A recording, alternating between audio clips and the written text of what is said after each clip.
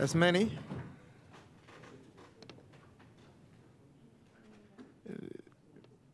The chair recognizes the honorable member for St. Barnabas.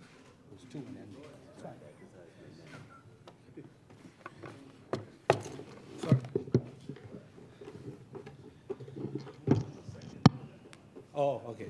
I misunderstood. That's fine. Thank you very much, Mr. Deputy Speaker. Sorry? My good friend from Pinewood.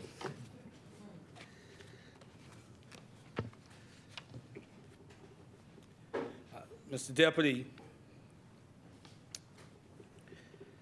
I rise on behalf of the good people of the constituency of St. Barnabas. Grateful to Almighty God to live, as I always say, in the greatest country in the world, the Commonwealth of the Bahamas. Grateful for another opportunity to try to be a better husband, a better father, a better citizen of the Commonwealth of the Bahamas. And I'm grateful for this opportunity to stand to contribute in this debate. Before I get into a few matters relating to this resolution, I just wish, Mr. Deputy, to highlight a few things. Mr. Deputy, a few weekends ago, our Carifta teams, swimming and track and field, would have shown the region and the world how we continue to mark the manner of our bearing, and would have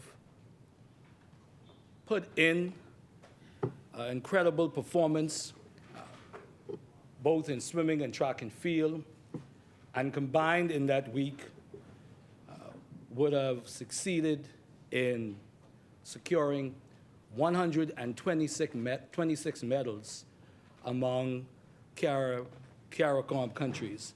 And our team should be celebrated for that and commended for how they continue to make us proud. Also, Mr. Deputy, as we debate this resolution, I'm minded of the fact that these issues, as it relates to human rights, we have been on a parallel journey, if you will, Mr. Deputy, as we perfect the Commonwealth of the Bahamas in our 50th year. We've been running a parallel journey to enhance the protections and enforcement of human rights. And all of the members that have spoken already would have given valuable contributions, diverse but valuable contributions on the magnitude, the necessity, and the significance of what we are here to do today. Mr. Deputy, one of the aspects of human rights, and the member from Freetown talked about it, and it was sown through the various contributions so far, is the right in terms of security of persons. And so as we deliberate here today, I would humbly submit to all of us to definitely not look at this in any kind of isolation, but in the broad aspect of 50 years of independence, who we've been as a country, and where it is that we seek to go in the next 50 years and beyond, as we continue to craft the contours of what we hear from the Bahamian people, who we want to be. Because the truth is, as we talk about human rights and the various issues that emanate from the whole discussion of human rights, and that may even emanate from this discussion today, it will give us the opportunity to deal with a number of issues, issues of sovereignty, and those, quite frankly, oftentimes possible irreconcilable tensions that may exist between sovereignty and human rights. Mr. Deputy, I recalled, for example, in 2001, the Australian government, just to highlight this aspect of the tension between sovereignty and human rights. The Australian government had what they called a processing center on a separate island to process asylum seekers and so forth.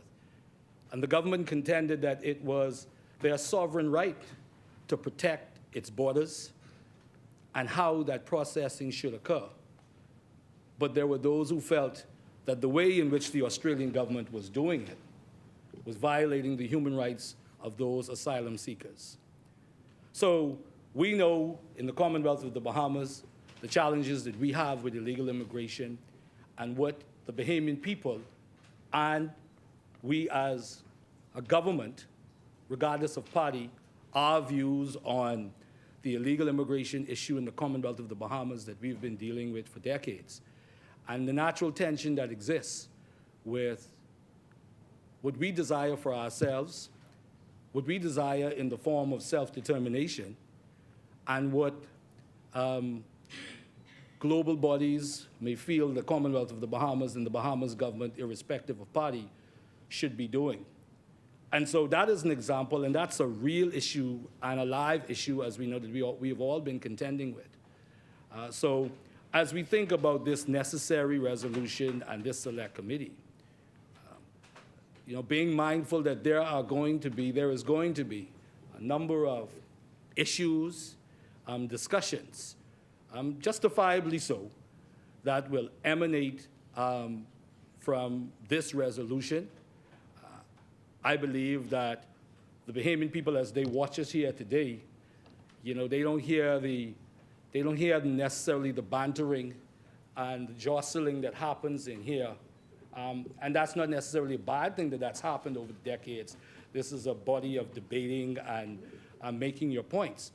But I do think today there's a solemnity that has placed itself in the body of this parliament here this morning, as it should be, because the magnitude of the issues that impact the people of the Commonwealth of the Bahamas as it relates to human rights and the discussions that will ensue from what we do here today, quite frankly, issues that we may have avoided for different reasons, be it political, be it that just not wanting to have that discussion at that time. There is no doubt in the Bahamian people's eyes that those discussions will come. And this body and other bodies will be called upon to make decisions that impact the Commonwealth of the Bahamas and the Bahamian people in a real significant way. And this, as I mentioned a few minutes ago, Mr. Deputy, this issue of oftentimes irreconcilable tensions between human rights and state sovereignty, is something that I believe that when this committee is formed, they will begin to deal with, front and center. Because as we all know, the issue of state sovereignty, resident in that is the beliefs, the values, the culture of a people, and how that is applied and how that is executed in our sovereign standing. And so the natural tensions that will exist about who we want to be, who we ought to be as a people, and some of the, again, tensions, to use that word, tensions that will exist, and how we litigate that, how we ventilate some of these issues, because at the end of the day, for example, there will be discussions with the Bahamian people, and we will hear from the Bahamian people as it relates to these issues that the committee will deal with. And we will hear from the Bahamian people through possibly referendums and elections. And it is our duty to hear what the Bahamian people have to say and to reconcile what may be expected of us from a global standpoint and what the Bahamian people decide that they want. The Bahamian people decide what they want for themselves. Mr. Deputy, as I look at the Universal Declaration of Human Rights that the good member from Freetown would have started off with, and a number of other members would have pointed out, you know, no doubt as you read through the articles, it essentially reminds us that all of these articles and the human rights that they give a view on and that they articulate continues to be things that we deal with on a daily basis here in the Commonwealth of the Bahamas in terms of how do we enhance protections, how do we enhance enforcements of individual rights, human rights in the Commonwealth of the Bahamas. And just on this note, Mr. Deputy, and I am going to try my best, and I will attempt very aggressively to strip away all politics from my body right now to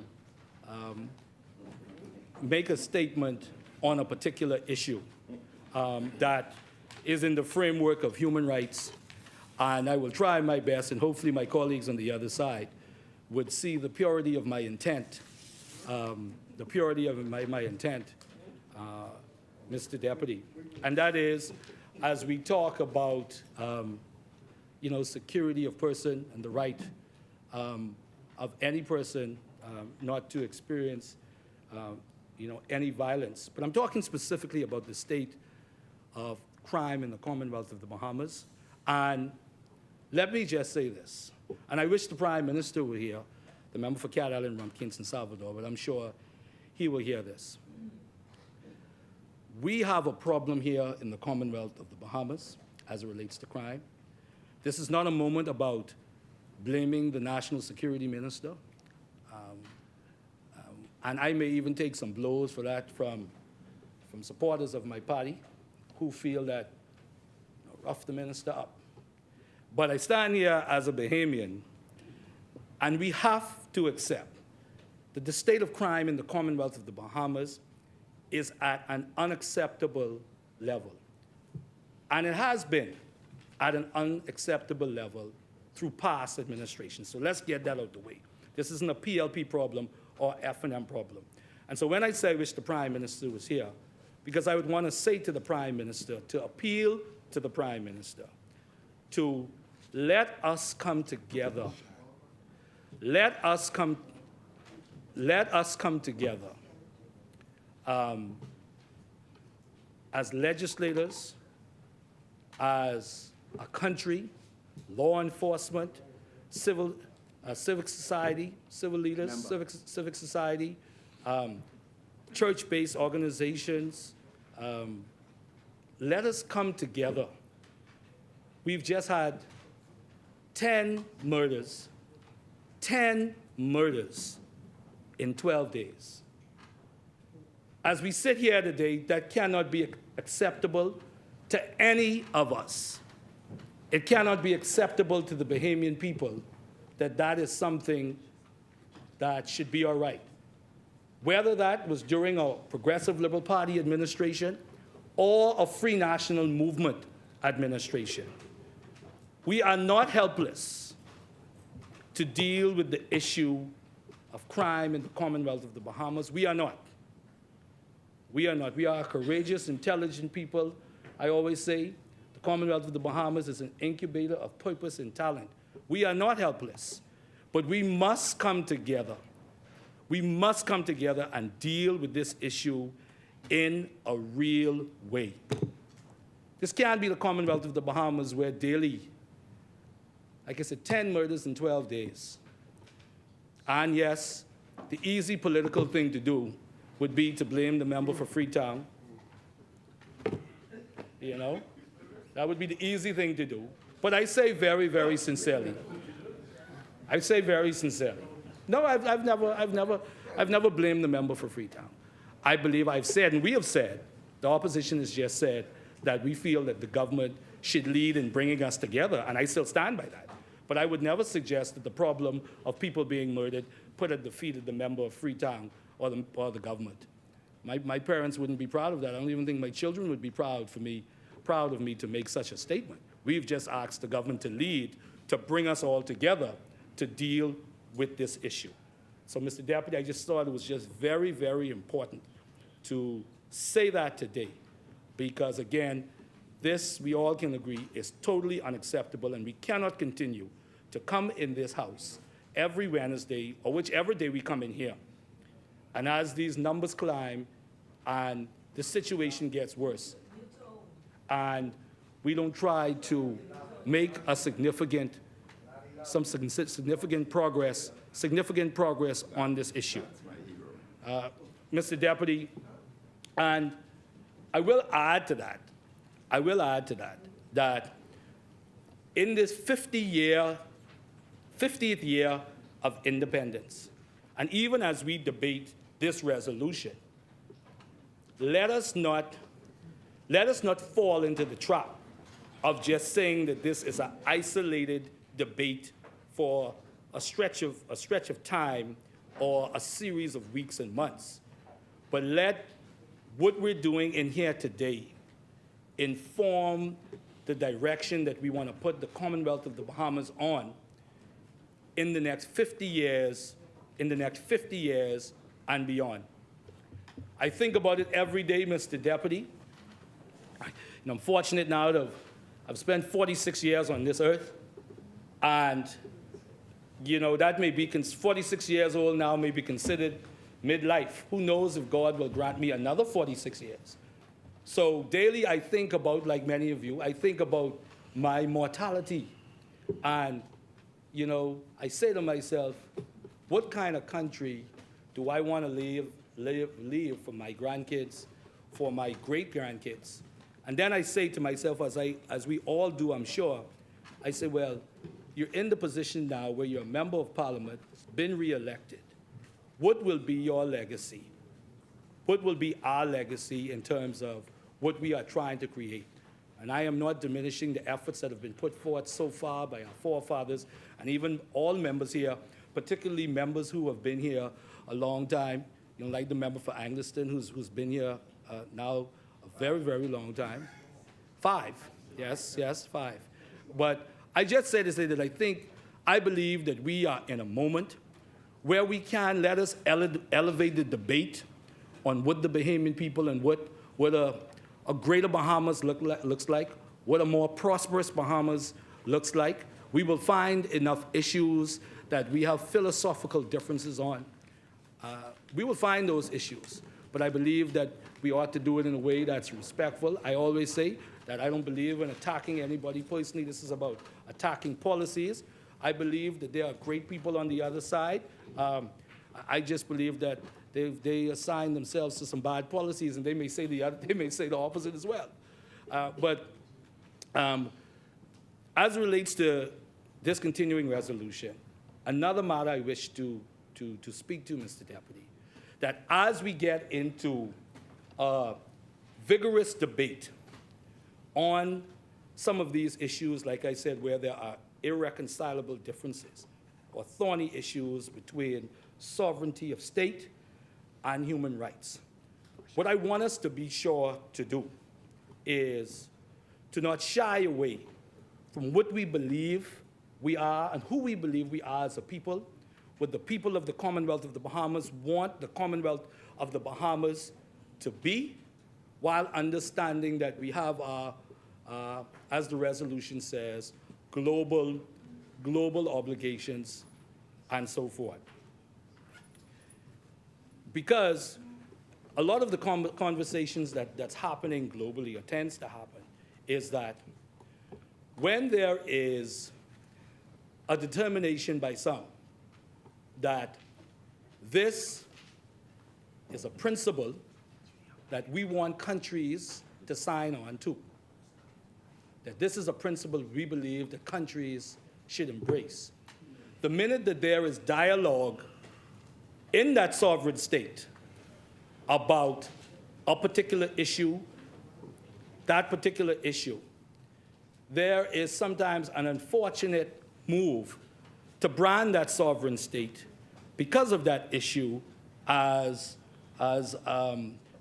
taking a diminished position, as taking in certain countries, they view that those countries take draconian position. My point is that there must be an approach of a level of respect for the sovereignty of all peoples, and I trust and hope that should we get into those types of conversations where we ask the Bahamian people, what is their view, whether in some formal way to referendum, or just hearing public discourse on issues, we take that into account and understand that we should not be apologetic for what it is that our people may want for us to be. And I, for one, as a parliamentarian, would push back on any movement where it is said to the people of the Commonwealth of the Bahamas and the government of the Commonwealth of the Bahamas that because you are litigating the issue in this way, and these are the views of the people as if we are some banana republic or some backward country. My point is that what is interesting, Mr. Deputy, and let me just illustrate my point this way. The Democrats and the Republicans in the United States of America have different philosophical views. And on a number of issues, social issues and otherwise, they have a difference of opinion. And depending on which administration, which president from which party, depending on the president or the party, those issues are dealt with in different ways. Obviously, that's what governance is all about. Elections have meaning, and they implement their policies based on the fact that they were elected, and the people know that they have this particular philosophical view. But even when, for example, you have a Republican administration that may have a view about certain social issues, one thing is never said, that even as they go back and forth on those issues, it's never said that the United States of America is less diminished, or that the United States of America is this pariah country somewhere in the world. The point that I'm making is that at the end of the day, the Commonwealth of the Bahamas will and ought to determine what it wants for its people through the voices of the people. And while those tensions may exist with some of the discussions happening around the world, we are no different from any other country where our people tell us what they want for themselves. All right? There's diversity in the world, and which means that every country has the ability to decide how that diversity is applied in its legislation, in its national politics, and no doubt its position globally. So as I wrap up, Mr. Deputy, I believe that this is an important resolution. I believe that as the member for Golden Gates would have shared, just a number of issues to the importance to the continued development of the Commonwealth of the Bahamas. But I do emphasize, Mr. Deputy, that let us be prepared for the discussions that will ensue from this resolution today and as the weeks and months go on to ensure that we litigate these issues and that will exist between the sovereignty of the Commonwealth of the Bahamas and even the human rights discussions. Let us do it in a way that is respectful, that is thoughtful, that is diligent, but that makes no doubt that the Commonwealth of the Bahamas and what we ought to be and who we ought to be as a people will be decided by the people of the Commonwealth of the Bahamas. Thank you very much, Mr. Deputy. Thank you, Honorable Member.